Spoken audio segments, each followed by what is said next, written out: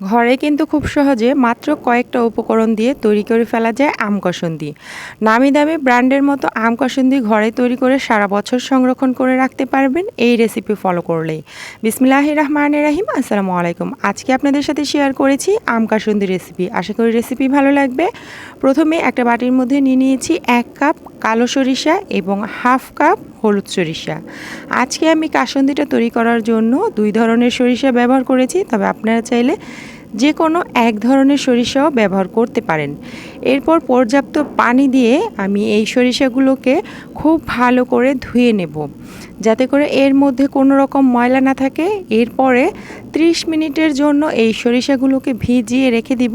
এতে করে সরিষাগুলো অনেকটা নরম হয়ে যাবে, ব্লেন্ডার করার সময় অনেক বেশি মিহি হবে। এখন 2টা আম নিয়েছি, কাঁচা আম। এরপরে খোসাটাকে ছাড়িয়ে নিচ্ছি আমের। তো রেসিপিটা তৈরি করা কিন্তু খুবই সহজ। আর এই রেসিপি তৈরি করার পর আম কাসুন্দি আর কিনে খেতে হবে না, ঘরে কিন্তু সারা বছরের জন্য সংরক্ষণ করে রেখে খাওয়া যাবে। তো আমি এই আমগুলোকে খোসা ছাড়িয়ে নিয়েছি। এখন আমগুলোকে একটু ছোট টুকরো করে কেটে নেব। তো এই আমের কিন্তু আটিটা খুব বেশি শক্ত হয়নি, তাই আমের আটি সহ আমি ছোট করে কেটে নিচ্ছি এরকম করে।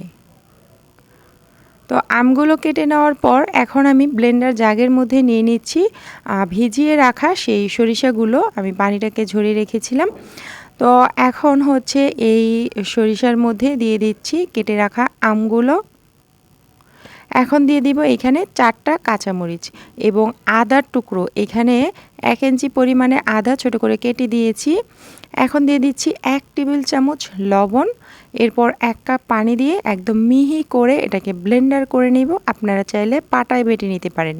তো আমি ব্লেন্ডার করে নিয়েছি এইভাবে করে। এখন চুলায় চলে যাচ্ছি। চুলায় একটা হাঁড়ির মধ্যে নিয়ে নিচ্ছি 3 কাপ পানি। তো 3 কাপ পানি দেওয়ার পর এখন এর মধ্যে দিয়ে দিব 1 চা চামচ মরিচের গুঁড়া আর 1 চা চামচ হলুদের গুঁড়া, হাফ কাপ চিনি দিয়ে দিয়েছি। এখন এগুলোকে অপেক্ষা করব ফুটে ওঠা পর্যন্ত। পানিটা যখন এইরকম ফুটে উঠেছে তখন এর মধ্যে দিয়ে দিব আগে থেকে সেই বেটে রাখা সরিষার পেস্ট। তো সবটুকু এর মধ্যে ঢেলে দিয়েছি। দেওয়ার পরে এটাকে খুব ভালোভাবে মিশিয়ে দিতে হবে।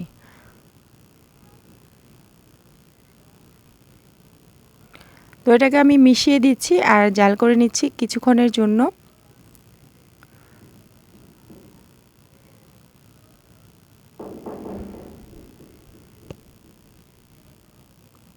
যখন এটা কিছুক্ষণ জাল করে নিয়েছি, খুব ভালোভাবে এটাকে বলক চলে এসেছে। এখন এর মধ্যে 1 কাপ দিয়ে দিলাম হোয়াইট ভিনিগার অথবা সিরকা। এরপর আমি আরও কিছুটা লবণ দিয়ে দিয়েছি। আগেই কিন্তু 1 টেবিল চামচ লবণ ব্যবহার করেছিলাম, তো এই পর্যায়ে লবণটা কম মনে হয়েছে, আরও কিছুটা লবণ দিয়ে দিয়েছি। এরপর দিয়ে দিলাম 1 চা চামচ বিট লবণ।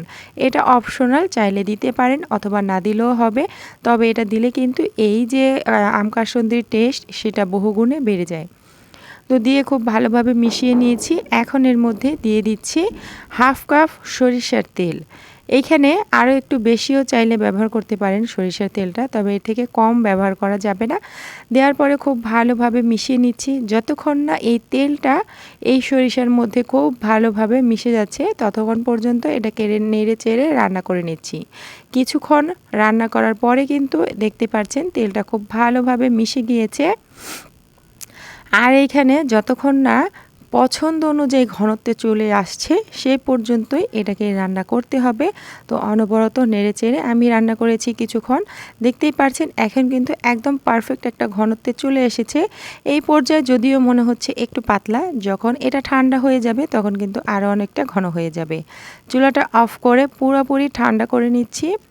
তো আম কাসুন্দি কিন্তু পুরোপুরি ঠান্ডা হয়ে গেছে। দেখতেই পাচ্ছেন মাশাআল্লাহ এটা কিন্তু অনেকটা ঘনত্বে চলে এসেছে, অনেকটা ঘন হয়ে গেছে। তো এখন আমি এটাকে সংরক্ষণ করব সারা বছরের জন্য। তো এটাকে খুব ভালোভাবে একটু নেড়ে চেড়ে দেখিয়ে দিচ্ছি আপনাদেরকে এটা কতটা পারফেক্ট হয়েছে। তো এখন এটা সংরক্ষণ করার জন্য প্রথমেই যেটা করতে হবে, এই রকম কাচের বয়াম অথবা কাচের বোতল নিতে হবে। তো এটা ভালোভাবে পরিষ্কার করে রোদ্রে শুকিয়ে নিতে হবে। এরপর এইখানে আমি এই আম কাসুন্দিটাকে ঢেলে দিচ্ছি। তো চাইলে আপনারা প্লাস্টিকের বোতলে সংরক্ষণ করতে পারেন, তবে কাচের বোতলে যদি সংরক্ষণ করা হয় এটা দীর্ঘদিন ভালো থাকে, নষ্ট হয় না, আর এটার যে স্মেলটা সেটাও কিন্তু ভালো থাকে। তবে আপনারা চেষ্টা করবেন এই যে কাচের বয়ামে অথবা বোতলে এটাকে সংরক্ষণ করার জন্য। এখন এটাকে ঢাকনা লাগিয়ে নর্মাল ফ্রিজে রেখে দিলে সারা বছর এটা ভালো থাকবে। এই আম কাসুন্দি দিয়ে যে কোনো কিছু আপনারা পরিবেশন করতে পারেন। তো আশা করি রেসিপি ভালো লেগেছে। আজকের মতো বিদায় নিয়ে নিচ্ছি। আল্লাহ হাফেজ।